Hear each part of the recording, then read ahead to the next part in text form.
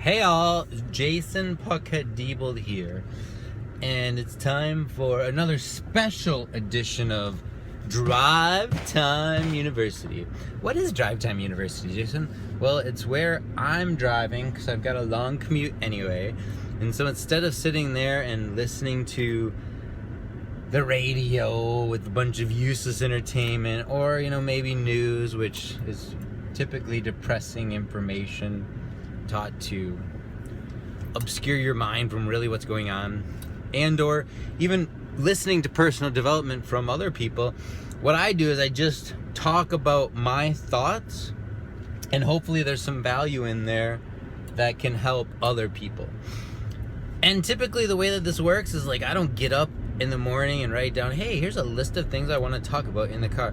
I talk about whatever's passionate, burning in my heart. I don't know, I see that as a sign from the universe or from God that hey, this is something that you've got a lot of energy on right now, and you can either hold that energy in and it will manifest itself somewhere else in your life in the form of discomfort or dis-ease, and or you can talk about it with whoever it's bugging you or whatever and get it out in the open. Release that energy that's, making you crazy or whatever. When it comes to nutrition, you're being lied to by everyone you've ever talked to. I mean, it's a blatant lie. And I'm not going to say that any one person is malicious in their intent. But the problem is when wrong information becomes institutionalized and people count on it for their livelihood and for their income, they're going to perpetuate whatever myth exists in order to justify their existence. And think about that. The one that's really obvious for me, there's two that's really obvious for me, is I'm just going to talk about cancer, whatever, right? So there's been hundreds of different cancer solutions, and I'm not going to say they all work. I'm not going to say any of them work. But the one in particular that really bothers me is the Brzezinski method. If you haven't seen it yet, there's a movie on it. This guy has come up with a solution that is curing, and he only works with the worst cases of cancer. So childhood brain cancer, which no doctors will touch because it really means just shooting a laser in their head, trying to get rid of or radiation into their head, trying to get rid of the cancer cells without destroying all of the good brain tissue. But the majority of the people come out as mush.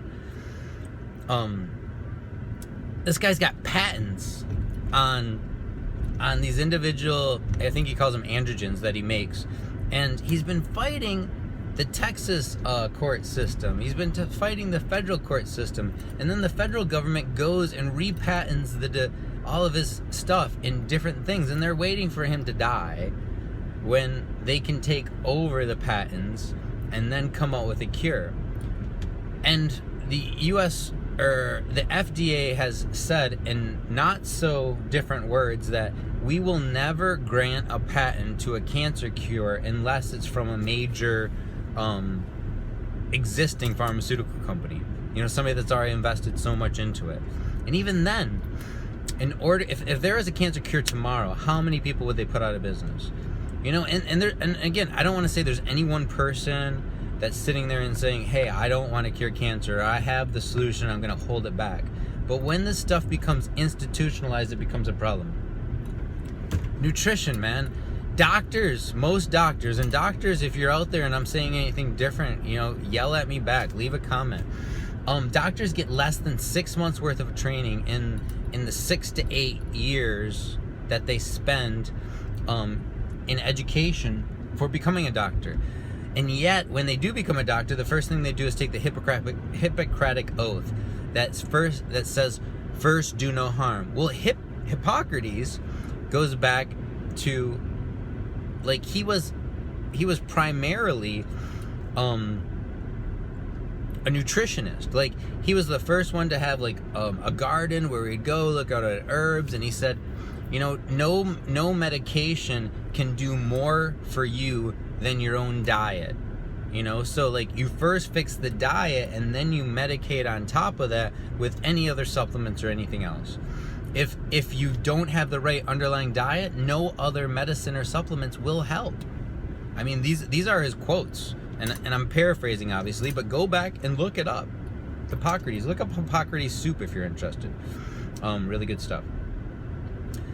But here's the thing, you're being lied to at every facet, and not from bad people necessarily, but from institutions that have gone awry. People have vested money in selling you something in the hopes, you know, that's what they do. They play with your hopes. They give you the feeling of hope, which, you know, does hope really work? Well, it picked the last president. It's the only word he ran on and he won. And why would hope win as a feeling? Well, what was the other alternative? The other guy was like more of the same, which is kind of like, bland, or, you know, normality, regularity. If I have the choice of regularity and things as is, or hope for change, I choose hope every day. And that's what these different companies are doing when they try to sell you the latest fad diet. Well, here's the thing. The government, you know, the US, what is it? The USRDA food pyramid says that you're supposed to have so and so many sources of all these different foods. Well, that was ultimately developed and financed by the dairy industry, so they wanted to get more people to drink dairy and eat cheese. But the truth of what they say boils down to this. It's not safe to lose more than 2 or so pounds per week. Why do they say that? Because they believe in caloric deficits. They're saying that a person has to have a certain number of calories a day to maintain a healthy weight. What is that certain number of calories? Well, for the average man, it's around 2,000, right? You have to keep decreasing your calories in order to lose that weight. Or the other opposite is if you do extra exercise and burn extra calories, then you can lose more weight. But to get to the point where you could lose 2 pounds a week, you would have to be down to only 500 calories by either only consuming 500 calories a day or consuming 1,000 calories a day and burning it off through exercise. So if that's true, right, and this is the underlying premise of 99% of all diets in the world, if that's true, then nobody should be able to lose 2 pounds per week, or at least much more than 2 pounds per week, and stay healthy and stay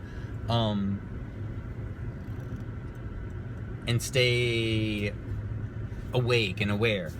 Well, here's the thing. In the last week, I'm down 7 pounds in 7 days. Explain that if there's a calorie deficiency, you know, if it's all about calories. So not all calories are the same. Rule number 1. Rule number 2 is the vast resources of your body is spent every day eliminating toxins. So let's say your body only has 100% energy to go through the day, but it takes 70% of that energy just to get rid of toxins in your body. So then it's only got 30% left to do everything else that you want to do. Here's another thing, is when you have, let me ask it to you in this question. If you had to put toxic waste in your house, and everybody says throw it out into the garbage or put it down the drain. No, you have to keep it in your house. Let's say it's nuclear waste. Where would you put it? Everybody's like, in the basement, hide it in a closet, tape it up, you know, shut it up, put it way down in the basement. Yeah, you're gonna put it at the safest place within your environment, as far away from you as you can. That's what your body does every time you take in toxins. And what it does is actually it takes the toxin and it surrounds it in fat and it stores it somewhere else in your body, like in the basement, as far away as it can. So that you're safe from that toxin. And then it spends, you know, the rest of the 70% of its resources just eliminating it through liquids and through solids. And I think you know what that is.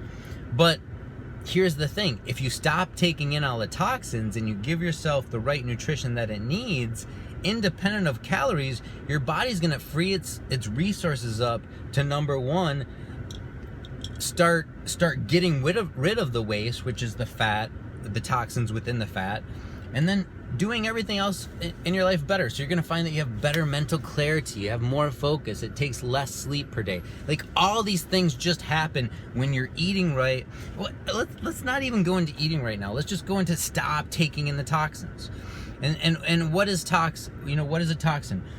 Everything except for organic whole foods.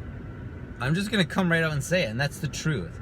If you're buying chicken that's not organic, well, that chicken stays in a cage like this all of its life. And so, number one, like, all the emotions and stuff running through its body is like, oh, wow, when do I get out of jail so they can cut off my head?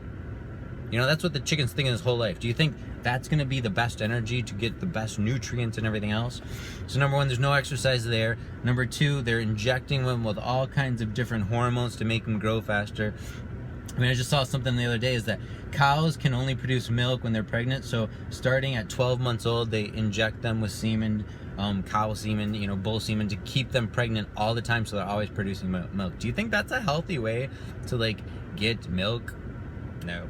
How would you like to be pregnant every day from the time you were 12 months old until the time you died?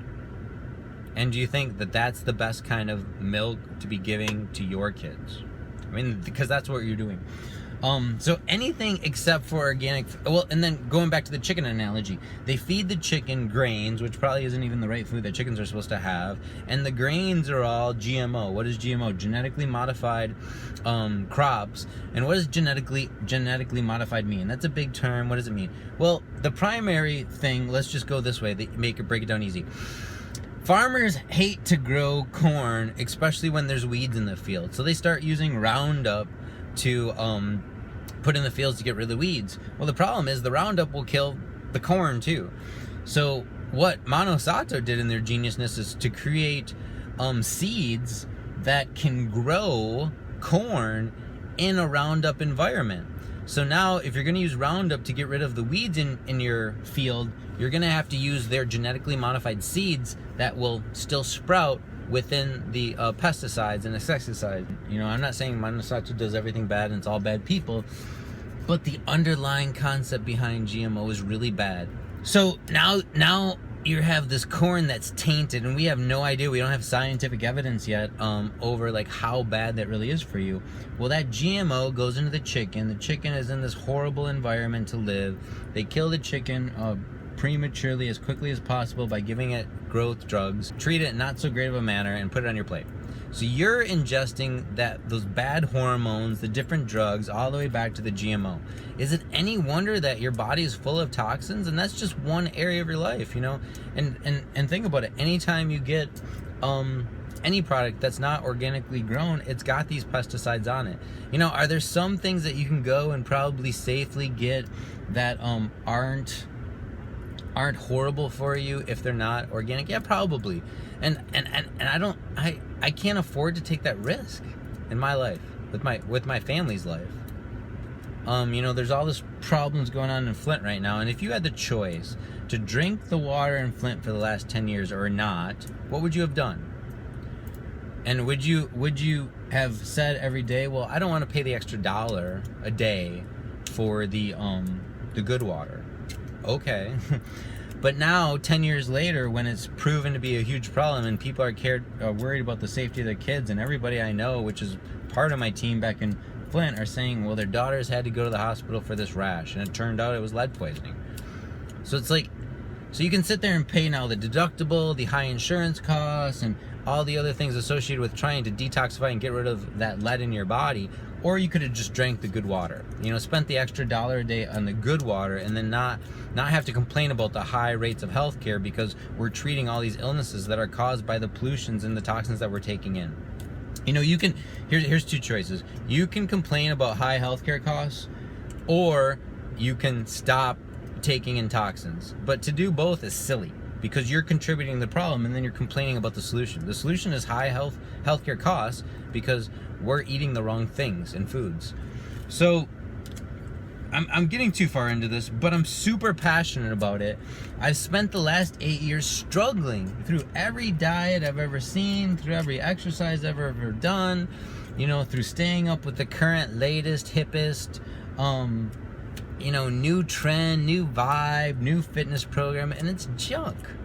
I mean, the vast majority of this stuff is junk. I mean, there's so many things that just get regurgitated from bad ideas or even good ideas that when you copy something 3, 4, 5 times down in a row, it's a far less vivid interpretation of the original. I'm working out every day.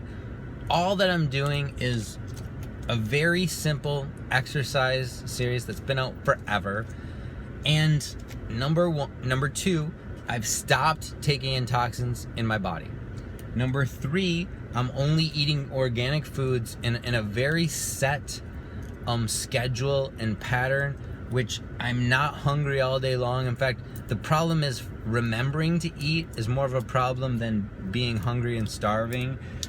And I'm taking a few supplements here and there. That's it. That's the rocket science. That's the rocket science. I've lost 6 pounds in the last week. It's currently 8:49 a.m. I've got more energy than ever before in my life.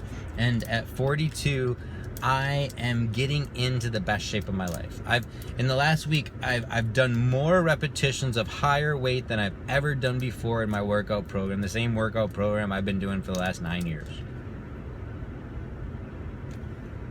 Like, it's just this nutrition is so easy that we have to work hard to make it bad. It truly is. And I'm just frustrated with all the different solutions that are out there. So what? Hey, if changing your diet and eating organic, I just did a video on eating organic at the local health food store. I'm in Erie, Pennsylvania, a city of about 200,000 people. It's not the biggest community in the world. It's not Los Angeles. It's not Hollywood. And there's tons of choices for organic natural foods. Every grocery store has an organic natural section, and you can go to the local co-op or farmer's market and find all the other things that you need. It's amazing, and it's a wonderful experience. I did a video on it yesterday. I was looking through, trying to find prices of things that people say are so expensive to eat organic. And one of the things I found was avocados for $1.49 in the middle of winter in Pennsylvania. How are you going to get organic avocados in Pennsylvania? Like, they're not growing down the street for $1.49. I went to the grocery store and avocados were $1.29. So what, I saved 20 cents off eating stuff that's full of toxins? And again, I'm not going to say non-organic avocados are the worst thing in the world for you. I don't know that. I haven't done the research. But I just can't afford to take chances like that anymore in my life. It doesn't make sense. So watch that video as well. I can put a link right up there for that video. But if you're interested in doing what I'm doing, getting the results that I'm getting, then reach out to me. I'm going to put you in a small group. I don't know if we want to do Facebook or do it on my private webpage chat where it's just like, we can control who's in there and what's said, and it's a safe environment and nobody's like, whatever. And so many people don't want to do Facebook for the same reason that they're worried about companies like Monsanto. No one person is bad, but when it becomes institutionalized, corruption can occur. The trick is reach out to me. I'll share what I'm doing with you. It's super easy, but I'm not going to put it here in the video because there's no way for me to, get credit for that. But reach out to me. Say, what? I want results that you have. And if you're curious or unsure of my results, just look on my Facebook, which is like.jasondiebold.com, JASONDIEBOLD.com, and you'll see my weight loss pictures. Bam, done.